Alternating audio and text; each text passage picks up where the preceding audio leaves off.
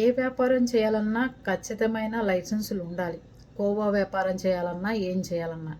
లైసెన్సులు లేకుండా, ఏ పర్మిషన్ లేకుండా, ఏ ఫుడ్ పడితే ఆ ఫుడ్ రోడ్ల మీద పెట్టి అమ్మేస్తుంటే అందరూ చూస్తూ ఊరుకుంటారు. క్వశ్చన్ చేస్తే తప్పు, కులాల ప్రస్తావన తెస్తారు.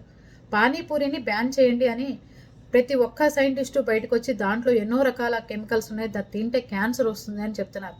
దాన్ని బ్యాన్ చేస్తే అసలు గొడవే లేకుండా పోతుంది కదా. ఆ పానీపూరి బండి వాడికి రోజు కేసులు బండిలకి హెల్మెట్లు లేకపోతే బండి కాగితాలు లేకపోతేనో లేకపోతే ఇంకోటో కేసులు రాస్తున్నట్టుగానే చిరు వ్యాపారస్తులకు కూడా ఇలాంటి బళ్ళు రోడ్ల మీద పెట్టినా ఇలాంటి కాల పరిమితులు అయిపోయినవి అమ్మినా కూడా కేసులు రాస్తాము, లేకపోతే నూనెలు ఎక్కువ మరిగించినా కూడా కేసులు రాస్తాము అని చెప్పి వరుస పెట్టి బళ్ళన్నీ రోడ్ల మీదవన్నీ చేస్తే ఇదంతా ఉండదు కదా. ఎవ్వరూ చేయరు. కానీ ఎవరన్నా క్వశ్చన్ చేసిన రోజున మాకు ఆరోగ్యాలు బాగుండాలి అంటే ఈ బిల్డింగ్లో ఉన్న వాళ్ళు ఎవరు తినరు కదా. నూడిల్స్ బండి కనుక పెట్టేవాడు ఆ నూడిల్స్ ఉడకపెట్టే ప్లేస్ ఉంటుంది చూసారా, చాలా వరస్ట్గా ఉంటుంది.